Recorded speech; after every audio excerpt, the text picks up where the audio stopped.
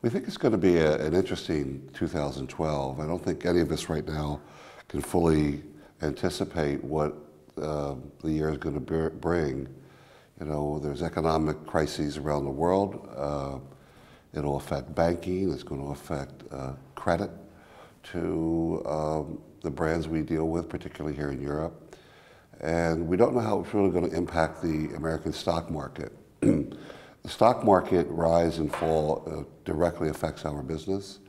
So our anticipation is to be a little conservative. We've kind of backed down on our plans over the past couple of months. So we'll probably be in the moderate growth range in terms of our preparation. We will continue to be very disciplined with inventory and very focused where we invest our inventory. So it's a little cloudy out there, if I may say.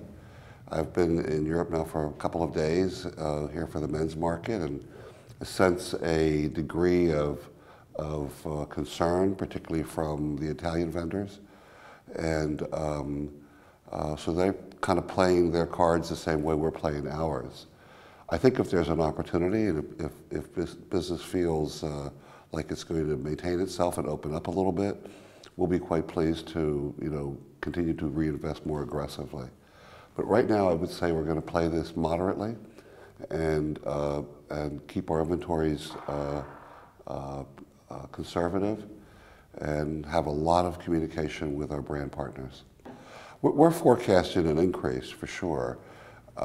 We had, say 6 months ago, had been forecasting a more aggressive growth for the year because we've had a very good year. Saks has had a very strong year to date, and our year ends in a few weeks, and then we'll be reporting our year-end performance. But we've been very pleased. It's exceeded our plan.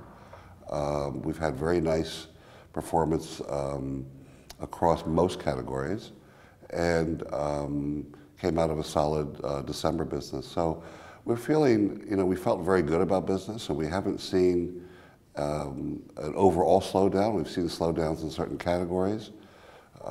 It's a very interesting time, I think, in fashion. The consumer is so much savvier than they were in prior years. What's good is extremely good, and what's not good is very bad. They're very particular in how they shop, and very particular in terms of what they buy.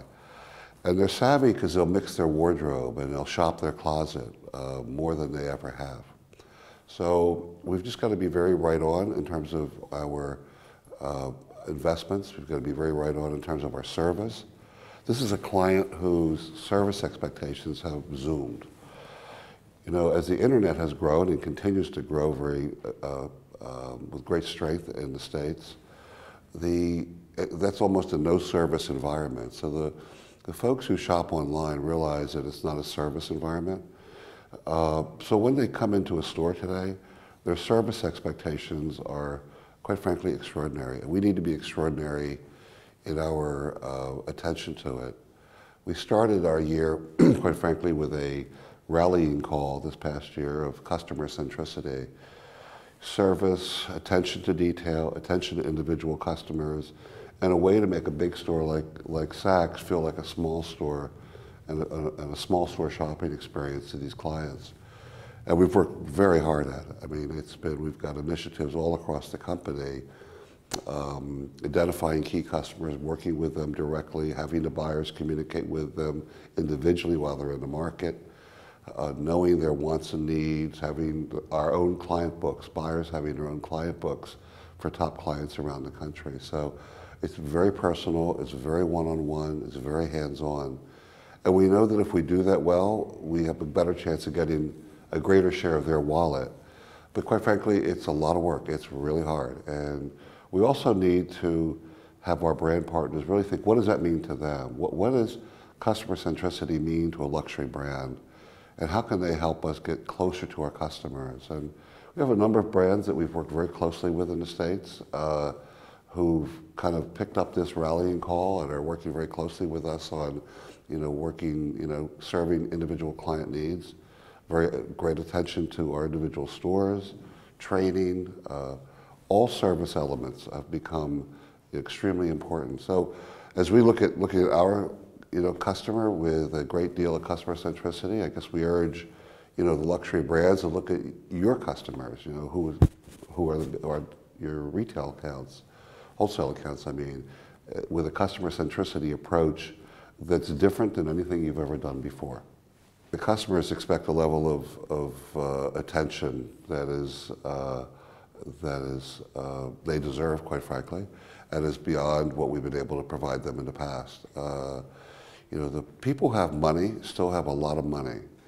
And we still realize through our marketing analysis that we're still not getting as much of a share of wallet as we should from these individual customers. For example, we measure what we call large transactions in jewelry. And our large, which are sales over $100,000. And our sales this past year on large transactions were up 33%. So we know the individual who has money will spend the money. It's up to us to figure out how to help them spend their money. So, and we work very, we know they want to spend their money, but they're going to spend it with those stores and those brands where they're getting something more than they're getting from someone else. The product business, the product categories have been very interesting. First, our overall luxury business has been quite strong. It continues in the obvious categories of handbags and shoes, and we've made significant capital investments in both of those areas over the year and have a pretty healthy capital investment strategy for 2012. In fact, our overall capital spend will almost be double what it was in 2011. So, and much of that is dedicated to main floor renovations of handbag shops, expansion of core brands on the main floors of our stores. And it's an expensive proposition because once we expand, the floors aren't getting any bigger, and the big power brands are demanding more space, which is pushing out, secondary and tertiary brands. So it's a challenge. It's one of the most difficult challenges that we're dealing with. So it's capital expensive, and it also forces us to make some really tough brand decisions on who we can be in business with and who we cannot. So we're looking at it as an overall brand. We're saying, okay, where does this overall brand play in our portfolio and how many stores? And that helps us make the decision about who's going to get the real estate and who's not. But what I find interesting right now is everybody wants to be a handbag brand, even if they're a ready-to-wear base brand. And there's just not going to be enough room for everybody to play in this territory because of what I just mentioned. So that's one. The shoe business continues to be super strong. We have rolled out a number of additional 10022 shoe stores over the past year, and we have 4 or 5 more coming this coming year. So our shoe business is really a hallmark of our company, and we will also be expanding our 8th floor New York store, 8th floor 10022 shoe department, which we launched 5 years ago. On the 5th anniversary, which will be August, we will be expanding it to take over the balance of the 8th floor in the New York stores. It's a big statement. The men's business has had a very strong season this year. What we didn't expect was men's tailored has kind of led the way. And in a year of caution, our men's tailored business was extraordinary. We had a very difficult time, quite frankly, keeping up with it, getting additional inventory. But throughout men's, the formal part, dress shirts, ties, tailored, sport coats, as well as sportswear and footwear, all been very strong. Our cosmetics business has been mid-single digit. We're very happy with that. We've changed our promotional cadence and taken cosmetics out of a lot of events that we had them in before, so it's a very clean business today. We're very proud of that. We've developed in our, we call it good zone of ready-to-wear, which would be contemporary and the old bridge zone. We redeveloped that area. We now call it Wear Now. In New York, we renovated our 4th floor, which has achieved great kudos, and we have brands such as Valentino Red and Emma Sony and Ralph Lauren Blue Label and Tahari, Burberry Brit, Tory Burch, brands of that level. So we will be finishing up that renovation beginning now. It's actually has already begun. And we feel very good about it. We've developed a very significant private brand component to that business. We have American designers who are working with us, and, from the designer category, who've worked with us to create a new brand under our own label, and so far so good. So I feel good about it. Probably the toughest part of our business, and where the headwinds are the strongest, is in designer apparel. It's either great or it's not great. And so what we're seeing, women responding to, they want color, they want sexy clothes, they want cocktail clothes, but they need to be sexy and they need to have color. And one of our biggest challenges, quite frankly, in this market is making the brand sensitive to this, where the product has been more tailored, more suited. The business, quite frankly, is very bad, whether that's from domestic resource or European resource for us. So we need people to really take a step back. The old formula is not going to be the new formula, would be my message. And without going into specifics by brands, that our business and brands who have been able to recognize this particular need has been extraordinary, extraordinary. And where the brands haven't recognized it, it's been awful, quite frankly. So this woman will spend money, but she's going to spend it from an emotional point of view. She walks into a store, she wants that inventory to attract her eyes. She wants to be happy. She's buying clothes that make her happy. She doesn't need any clothes, quite frankly, this customer.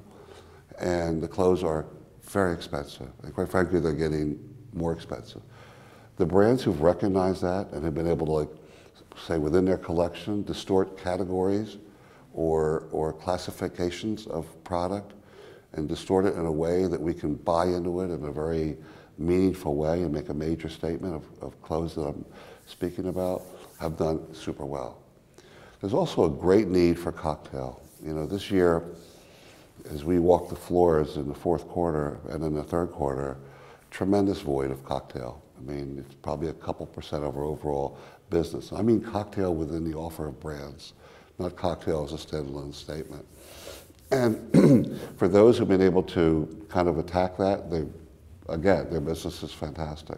For those who don't look at it as a classification that can be distorted or developed, their business is not good, quite frankly. So I find the designer apparel world to be a world of the haves and the have-nots. And it's a concern to us, and we're working very hard, and it's where we've pumped up our customer centricity aspect the most. But there's headwinds out there, and we really need to take a look, all of us, at how we conduct a business. We've put it under a significant review over the past couple of months.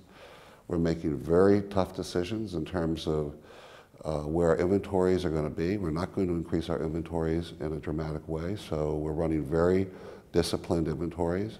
So the question is not this year, last year with brands. It's really, I'm looking at it with weeks of supply, the efficiency of inventory, the gross margin return on investment, and we're going to move significant inventory dollars into where the business is performing, which will mean significant decreases for those brands that are not adjusting their business model. So if you haven't done it, I really urge you to really put that business model under review, because I think what we're facing today is what we're going to be facing for more than 2012.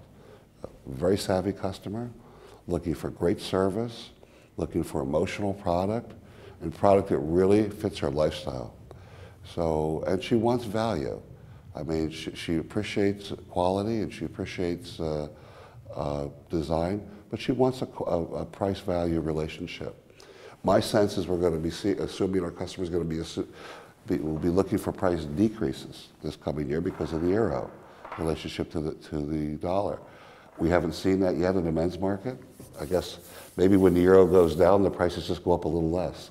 So I think we really have to be sensitive to that. You've really got to manage your price-value relationships and really understand the competitive environment so that you understand those folks who are doing very well, what are they doing?